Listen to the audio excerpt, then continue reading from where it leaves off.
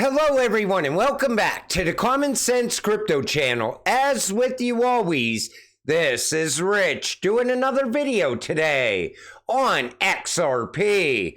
So I hope you're all having a wonderful day today wherever you are in this great world. We're gonna talk about XRP. And I'm gonna start with this. Volante Technologies has a long-standing partnership with Ripple, dating back several years. This collaboration has led to the integration of XRP, Ripple's digital asset, into Volante's platform, enabling Volante's customers to leverage the speed, efficiency, and cost-effectiveness offered by Ripple's network.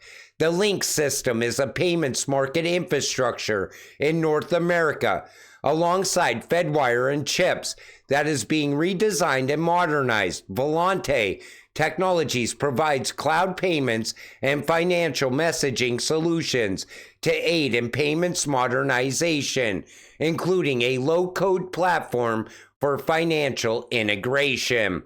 You know, I wanted to mention Volante because this is one I haven't talked about in quite a while. And I think Volante has been out there building out and expanding in the background.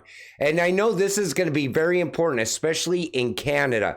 I think it's also going to be very big in Mexico as well. Nepal Clearinghouse taps Ripple partner ACI worldwide to pioneer card payment central infrastructure. Nepal Clearinghouse, under the leadership and guidance of Nepal Rashtra Bank, Central Bank of Nepal, has chosen ACI to help drive the establishment and operation of a national switch payment and rollout of Nepal Pay. Again, if it's not Ripple growing out and expanding, it's always partners of Ripple. And you know what they're doing? They're also putting rails in place for XRP to run on. Aiden, Adyen, Marqeta, and Plaid to explore using XRP in the United States. These three companies might be the first movers of XRP in the US.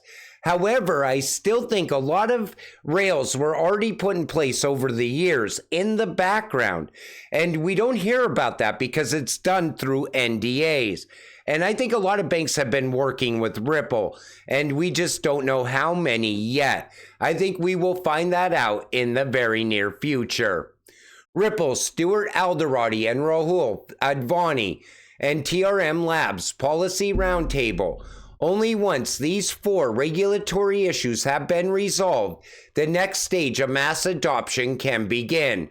Regulatory clarity for responsible innovation, clear definition and taxonomy for DeFi, global standards, compliance by design in smart contracts and DeFi protocols. You know what I think's really holding crypto back? Regulations. We need regulations put in place all around the world, because when we're going to be moving money across borders, you can't have regulations being different in every single country. Plus, here in the United States, mass adoption is being held back because of regulations as well. I think a lot of people would be on board with crypto. I mean, I'm talking major corporations, but the problem is everybody's worried about the SEC right now, and there's no clear path forward for crypto. Medico talk, Ripple partner roll match on tokenization. Let's be honest. TradeFi and especially Blackrock is evangelizing about tokenization. Tokenization is also on the roadmap of roll match. Let's be honest, the real disruption will come with tokenization, no doubt. It takes time, but they will. Medico and roll match are building the rails for tokenization. Everything else is naive. Regulation is important. Most likely those who are already involved in tokenization will be the first to do so. So I think Medico realizes that we need rails put in place for tokenization. Same reason why David Schwartz is pushing for tokenization on the XRP ledger. And anybody who's out there and gets a jump on this will capture a better percentage of that market.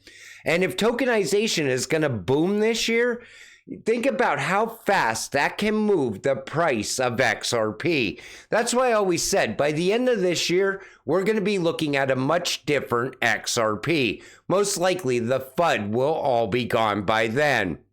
Guess how many times Chris Larson mentions he's working with the banks in this clip? Internet of Value, the missing link for globalization. Take a listen to what he says here. I've never seen more opportunity to serve the banks, work with the banks. I mean, we're entirely enterprise focused. Banks are our main customer. We have about 100 banks that we work with all around the world. And so I think you can come at this a lot of different ways. I would say, don't mix politics and technology. And so kind of this liberty. And that's another problem, mixing politics with technology. Because politics is just going to hold technology back. And that's what we've been seeing here in the United States for the past 3 years now. And it's even worse now than it was back then. Because now we have all these politicians wanting to be hateful against crypto or pro-crypto. And you got to find the middle of the road that people can agree on. So innovation and technology can strive and grow inside the United States. Until we get politics right, technology will always be held back. And if we take politics away from technology, the sky is the limit. Tokenized Inc., BlackRock's plan to own the fractionalized world. Now, I want to show you something in the next couple clips that I'm going to show you. And it's just a thought that I have because I look at BlackRock and I look at Ripple. And I also look at the executive order that Trump put in place back in 2018. And I think some things here are colliding together. So let's start with BlackRock. Before entering the White House, Fink had helped manage Trump's finances, and after a 2017 meeting with his administration, made note of his previous relationship by stating, "In every meeting we had, he talked about doing more. I didn't think doing more meant being the president of the United States." It was no surprise then that just 3 years later, Trump would be employing Fink once again to manage the stimulus distribution programs alongside former majority BlackRock shareholder, Bank of America. "I do believe it's going to continue to bring opportunities for us," Fink stated during a 2020 earnings call, referring to government assignments, as if predicting the coming profiteering off of the unprecedented government lockdowns. So Fink was managing Trump's finances. Then he helped with the stimulus back in 2020. But I mean, Larry Fink knew what Ripple and XRP was by the time Trump became president. So then in July of 2018, per Executive Order 13772, Treasury Department issues report to President Donald Trump, a financial system that creates economic opportunities, non-bank financials, fintech, and innovation. Ripple is listed among the participants. So do you think Larry Fink mentioned to Trump about what Ripple technology was, what XRP is capable of? Let's continue. Ripple and BlackRock CEOs explain tokenization of everything. The next step going forward is the tokenization of financial assets, every stock, every bond. Tokenization of real-world assets and democratizing access to participation in those markets is very real. Take a listen to part of this. I think the blockchain-based solutions are here to stay, and I think in the coming years you'll see more and more real-world use cases gaining traction. Important to be anticipating the next move. We believe the next step going forward will be the tokenization of financial assets. And that means every stock, every bond will have its own, basically, CUSIP. It'll be on one general ledger. Every investor. I think we need to make sure that we're focused on utility. Some of the things I'm sure that people in this room have heard talked about, tokenization of real-world assets and democratizing access to the participation in those markets, I think is very real. Whether that's commercial real estate, and some are working on identity-based solutions and even voting-based solutions. I'm certainly not an expert on those things, And I'm sure many people, by virtue of sitting in this room in Switzerland today, have had the experience of sending money overseas. So when you hear Brad Garlinghouse and Larry Fink talk, they're talking very similar. And that's what made me give this a little bit of thought. Plus, you got to remember the end game. Don't sleep on what's actually going on. You may miss the train. Ripple and Blackrock and the World Economic Forum. And on top of that, let's go back to the ETF. BlackRock isn't interested in creating an XRP ETF. I think Larry Fink knows that XRP is built to be something so much bigger. And that's why I said maybe even Larry Fink was the gateway for Ripple into the White House back in 2018. Let me know what you think about that. Put it in the comments section down below, because this is just a theory I have. XRP holders. XRP has taken over crypto. Head of Global Digital Assets at BlackRock, Robert Mitchnick, former Ripple rep, knows everything about XRP, a bridge token working internationally. And that's what I think has Larry Fink looking at XRP differently. He knows what it's built to do, move the world's money. But again, let me know what your opinions are in the comments section.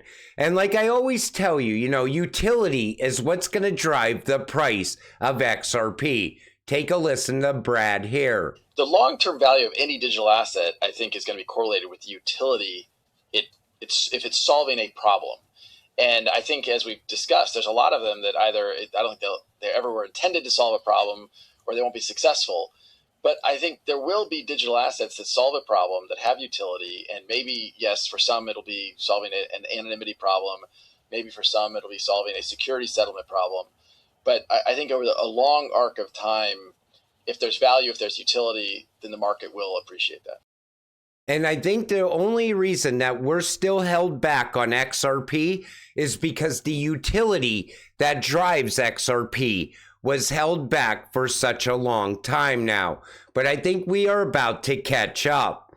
Now, this one we have talked about until the wheels fall off. Strap in, folks. The fifth industrial revolution promises unprecedented hyper-personalization through technologies like AI and ambient computing that anticipate individual needs. Financial institutions must collaborate with innovative partners to embed customized financial experiences where consumers manage lifestyles needs or risk losing relevance to platforms better positioned for this new era. We are in the fourth industrial revolution right now, the digital age. Everything is going digital. The fifth industrial revolution is when they want to merge you with machines and AI as well. And we're watching these two industrial revolutions collide together right now. And anybody that can see what's actually going on, they realize they can make a hell of a lot of money off of this by just investing in the right cryptocurrencies.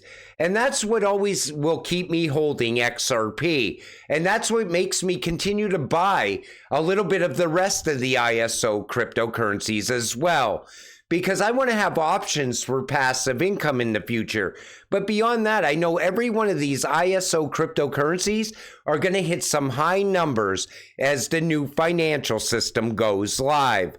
But in today's video, I just gave that a thought with Larry Fink, Trump, and Ripple, because it makes sense. That timeline fits for some reason, or maybe it's just me. Let me know what you think. But until it all happens, stay patient, stay positive. Let's get rich together. With that said, I'm going to wrap up this video. I want to thank you all for watching. I appreciate all of you. I'll see you in the next one. Have a great night.